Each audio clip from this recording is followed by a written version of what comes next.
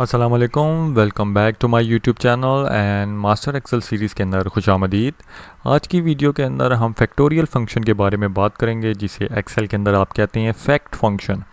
Fact function आपके पास factorial of a number आपको रिटर्न करता है और आपके पास वो equal to 1 star 2 star 3 star और इसी तरीके से आपके नंबर मूव करते जाते हैं। आप फैक्टोरियल का फंक्शन तब आप यूज़ करते हैं जब आपने काउंट करना नंबर ऑफ़ वेज जिसके अंदर एक ग्रुप जो है डिस्टिंक्ट वेज के अंदर अरेंज हो सको। जैसे कि हम ये देखना चाहते हैं कि 5 कितने डिफरेंट वेज के अंदर अरेंज हो सकता है।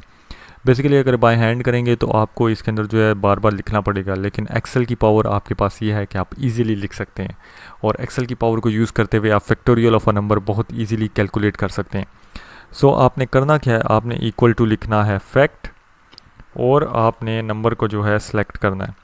सो बेसिकली आपने नंबर को सिलेक्ट किया, एंटर किया और आपके पास 120 डिफरेंट डिस्टिंक्ट जो आपके पास आइटम्स हैं वो आप 5 से अरेंज कर सकते हैं। इसी तरीके से आप लिखें 10 तो आपके पास कितने डिस्टिंक्ट हैं, 3628800। सो बेसिकली जो फैक्ट का फंक्शन है वो आप जो है factorial of the number find out करने के लिए यूज़ करते हैं। मैथ और ट्रिग्नोमेट्री के अंदर बहुत ज़्यादा यूज़ होता है।